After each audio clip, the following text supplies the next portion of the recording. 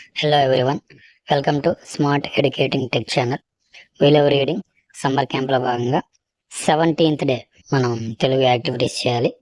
So అక్కడ మనకి 2 mind mappings ఇచ్చున్నారు, ఒకటి చూద్దాం.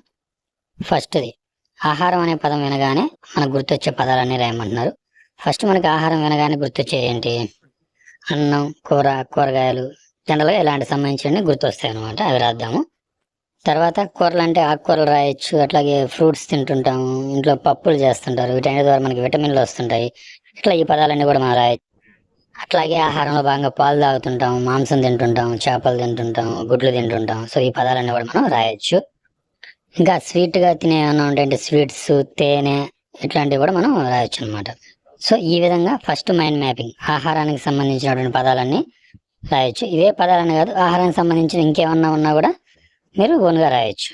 నెక్స్ట్ సెకండ్ మైండ్ మ్యాపింగ్ చూద్దాం. దాంట్లో ఏమి ఇచ్చున్నారు? సో అడవి అనే పదం వినగానే మనకి గుర్తొచ్చే పదాలన్నీ రాయమంటున్నారు ఇక్కడ. సో అడవి అనగానే మనకు ముందు ఏం గుర్తొస్తాయి? చాలా చెట్లు ఉంటాయి, అట్లాగే జంతువులు ఉంటాయి, ఏనుగు, సింహం, నక్క, ఇట్లాంటి, ఇంకా జింక, జిరాఫీ, కుందేలు, చిరుతపులి, వీటితో పాటుగా ఇంకా మన ఏమైనా పక్షులు, అట్లా నెమళ్ళు, చిలకలు, ఇంకా రకరకాల పొదలు ఉంటాయి, వాటిలో పాములు ఉండొచ్చు, కొండ చిలువలు ఉండొచ్చు, ఇట్లా చాలా చాలా ఉంటాయి. ఇవన్నీ కూడా మనం రాయొచ్చు అనమాట. సో ఇలా మనం ఈ 2 మైండ్ మ్యాపింగ్ ని కంప్లీట్ చేయాలి. సో ఈ పదాలే కాదు, నాకు తెలిసినవి నేను చెప్పాను. మీరు ఇంకేదన్నా గుర్తొచ్చినవి, దానికి రిలేటెడ్ గా ఉండే పదాలు కూడా మీరు అన్ని కూడా రాసి వాట్సాప్ గ్రూప్ ద్వారా మీ టీచర్స్ కి పంపించండి.